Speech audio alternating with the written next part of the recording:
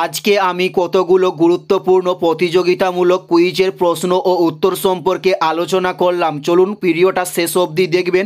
আশা করছি অনেক কিছু আপনারা শিখতে ও জানতে পারবেন। চলুন বেশি কথা না বাড়িয়ে ভিডিওটা শুরু করা যাক। ফার্স্ট প্রশ্ন হলো, আপাতন কোণ 55 ডিগ্রি হলে প্রতিফলন কোণ কত ডিগ্রি হবে?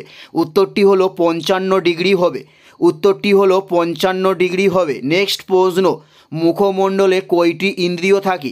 মুখমণ্ডলে কয়টি ইন্দ্রিয় থাকে? উত্তরটি হলো 5টি ইন্দ্রিয় মুখমণ্ডলে থাকে।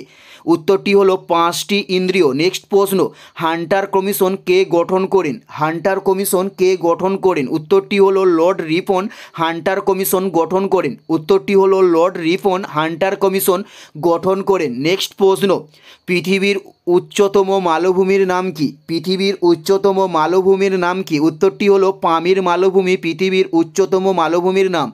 উত্তরটি হলো পামির মালভূমি পৃথিবীর উচ্চতম মালভূমির নাম। নেক্সট প্রশ্ন, রাজ্যসভায় সভাপতিত্ব করেন কে? উত্তরটি হলো উপরাষ্ট্রপতি রাজ্যসভায় সভাপতিত্ব করেন।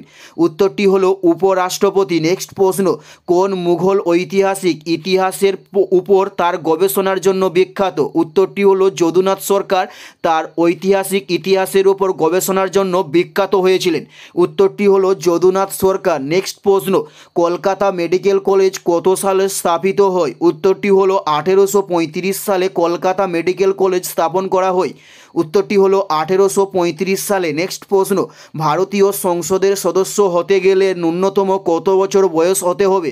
উত্তরটি হলো 25 বছর বয়স হতে হবে ভারতীয় সংসদের ন্যূনতম বয়স। নেক্সট প্রশ্ন, ভারতের প্রথম গভর্নর জেনারেল কে ছিলেন? উত্তরটি হলো লর্ড বেন্টিং ছিলেন ভারতের প্রথম গভর্নর জেনারেল। উত্তরটি হলো লর্ড বেন্টিং ছিলেন ভারতের প্রথম গভর্নর জেনারেল। নেক্সট প্রশ্ন হলো, সিপাহি বিদ্রোহের প্রথম শহীদ কে? উত্তরটি হলো মঙ্গল পাণ্ডে ছিলেন সিপাহি বিদ্রোহের প্রথম শহীদ। উত্তরটি হলো মঙ্গল পাণ্ডে ছিলেন সিপাহি বিদ্রোহের প্রথম শহীদ। এটাই ছিল এই ভিডিওর লাস্ট প্রশ্ন।